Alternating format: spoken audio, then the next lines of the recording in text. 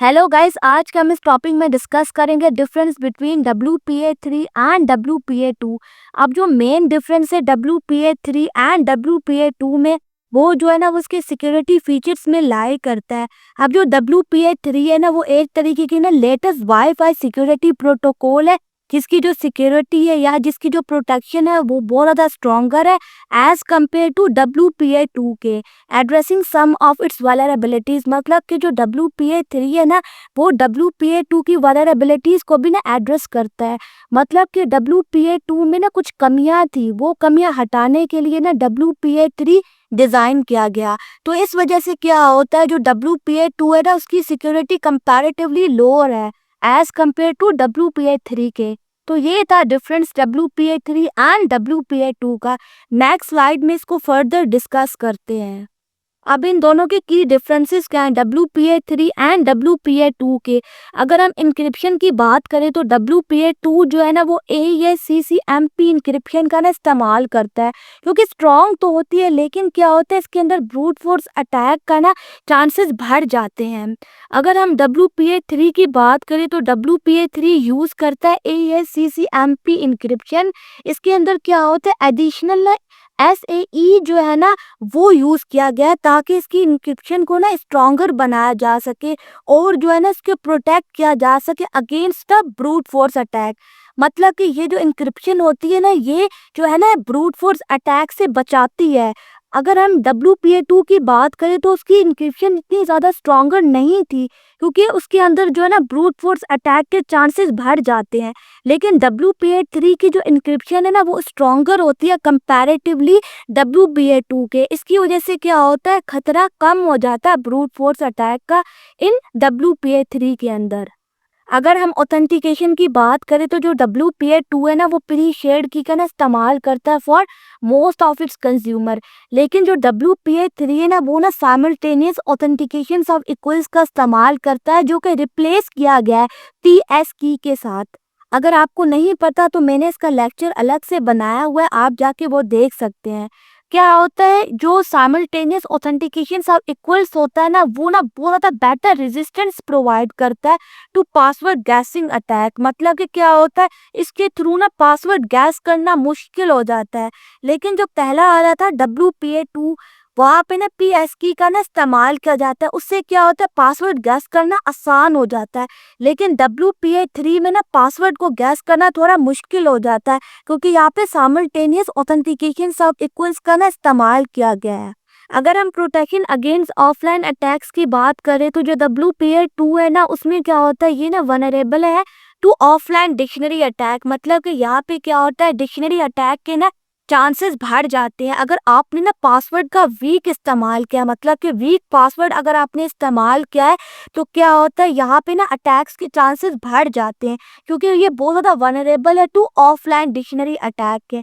Dictionary attack में क्या होता है यहाँ पे ना अगर आपने वीक पासवर्ड का इस्तेमाल किया है तो आसानी के साथ हैकर गैस कर लेते हैं और आपका ना पासवर्ड जो है ना वो चुरा लेते हैं। लेकिन अगर हम WPA3 की बात करें तो ये ना आपको प्रोटेक्ट करता है अगेंस्ट ऑफलाइन डिक्शनरी अटैक।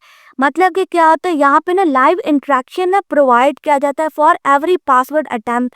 मतलब कि कभी भी किसी ने आपका पासवर्ड अटैम्प्ट करने की कोशिश की ना तो ये आपको ना लाइव इंटरेक्शन प्रोवाइड करेगा।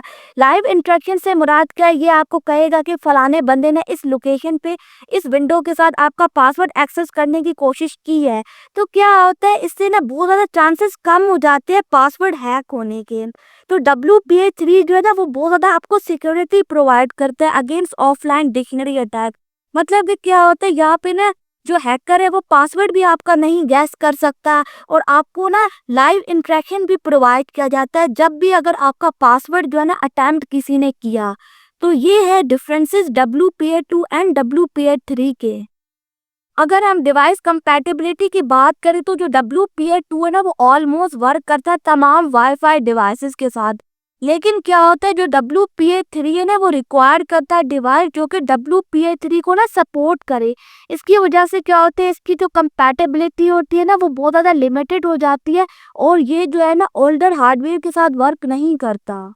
अगर हम ईज ऑफ यूज़ की बात करें तो जो WPA2 है ना उसके लिए आपको स्टैंडर्ड सेटअप चाहिए फॉर मोस्ट यूज़र्स। मतलब कि क्या होता है इसके अंदर ना आपको लॉन्ग या स्ट्रॉन्ग पासवर्ड का ना इस्तेमाल करना पड़ता है फॉर सिक्योरिटी।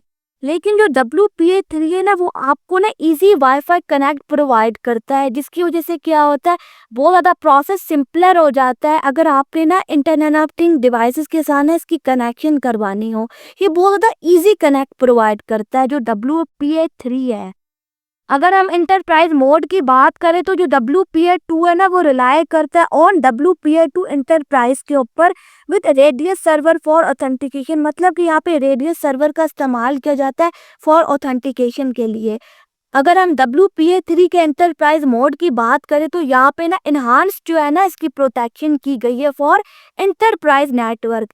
मतलब कि एंटरप्राइज नेटवर्क के लिए ना इसकी बहुत ज़्यादा प्रोटेक्शन कुछ स्ट्रॉन्गर बनाया गया है, क्योंकि यहाँ पे ना 192 बिट इंक्रिप्शन का ना इस्तेमाल किया गया है इन WPA3 इंटरप्राइज के अंदर। अगर हम पब्लिक वाईफाई सिक्योरिटी की बात करें तो जो WPA2 है ना वो does not encrypt open network. मतलब कि ये ओपन नेटवर्क को इनक्रिप्ट नहीं करता। लेकिन जो WPA3 है ना उसके अंदर इंट्रोड्यूस किया गया ऑपर्चुनिस्टिक वायरलेस इंक्रिप्शन, जिसको OWE भी कहा जाता है, ताकि ना ये ओपन नेटवर्क को इनक्रिप्ट कर सके, जिसकी वजह से क्या होता है आपको ना बेसिक लेवल की सिक्योरिटी प्रोवाइड हो जाती है WPA3 के अंदर।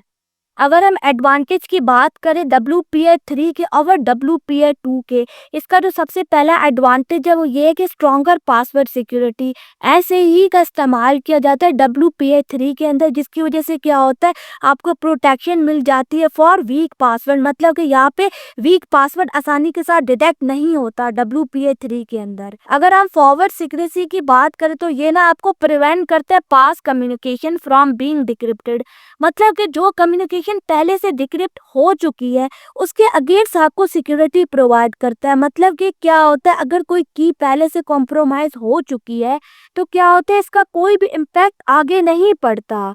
मतलब कि पहले क्या होता था अगर कोई भी जो है ना की कॉम्प्रोमाइज हो जाती थी ना पहले, तो इसकी वजह से क्या होता था बाकी सब चीज़ों पे असर पड़ता था। लेकिन क्या होता है जो फॉरवर्ड सिक्रेसी होती है ना इसके अंदर ये होता है कि अगर पहले से ही कोई कम्युनिकेशन डिक्रिप्ट हो चुकी है तो इसका असर जो है ना आने वाले किसी चीज़ पे नहीं पड़ेगा। इससे कोई आने वाले की कॉम्प्रोमाइज़ नहीं होगी या कोई खतरा नहीं होगा। इसको फॉरवर्ड सिक्रेसी कहा जाता है। अगर हम थर्ड पॉइंट की बात करें तो इम्प्रूव पब्लिक वाईफाई सिक्योरिटी। मतलब कि यहाँ पे ना OWE का ना इस्तेमाल किया जाता है, मैंने आपको पहले भी बताया था। उसकी वजह से क्या होता है ये ना इनक्रिप्ट करता है ट्रैफिक को इवन ऑन ओपन नेटवर्क। मतलब कि ओपन नेटवर्क्स जो होते हैं जो पब्लिक वाईफाई होते हैं उसमें क्या होता है ये आपको सिक्योरिटी प्रोवाइड करता है, क्योंकि ये ना आपका डेटा इनक्रिप्ट कर देता है, आपकी ट्रैफिक को इनक्रिप्ट कर देता है, जिसकी वजह से क्या होता है आपको ना बेसिक लेवल की जो होती है ना प्रोटेक्शन वो प्रोवाइड हो जाती है। अगर हम इसके फोर्थ पॉइंट की बात करें तो ये सिंप्लीफाइड IoT सेटअप। मतलब कि क्या होता है ये ना आपको इजी वाईफाई कनेक्ट प्रोवाइड करता है। मतलब अगर आपने इंटरनेट ऑफ थिंग्स डिवाइसेस का इस्तेमाल करना हो तो उसके लिए आपको इजी वाईफाई प्रोवाइड करेगा। मतलब कि आसानी के साथ जो है ना कनेक्ट हो जाएगा आपका वाईफाई फॉर स्मार्ट डिवाइसेस के लिए। अगर हम WPA3 के डिसएडवांटेज की बात करें तो इसका जो सबसे पहला डिसएडवांटेज है ना वो कंपैटिबिलिटी का है। मतलब कि क्या होता है ये ना ओल्डर डिवाइसेस के साथ ना कंपैटिबल नहीं है, खास तौर पे उन डिवाइसेस के साथ जिसके अंदर ना WPA3 का ना इस्तेमाल नहीं किया गया या जो डिवाइसेस WPA3 को सपोर्ट नहीं करते आप के भी कह सकते हो। अगर हम एडॉप्शन की बात करें तो जो WPA3 है ना वो रिलेटिवली न्यू है। मतलब कि बहुत सारे राउटर्स होगी या बहुत सारी डिवाइसेस होगी इसको ना अभी सपोर्ट नहीं करती, क्योंकि ये न्यू है और जो है ना इसकी कंपैटिबिलिटी लिमिटेड है। इसकी वजह से क्या होता है बहुत ज़्यादा जो है ना परेशानी का सामना करना पड़ सकता है यूज़र्स को। तो ये था कुछ WPA3 और WPA2 के ना डिफरेंसेस के बारे में। मैंने आपके साथ इसके की फीचर्स को भी डिस्कस किया, फिर एडवांटेज को भी डिस्कस किया और डिसएडवांटेज को भी। उम्मीद है कि आपको ये लेक्चर पसंद आया होगा। Thank you.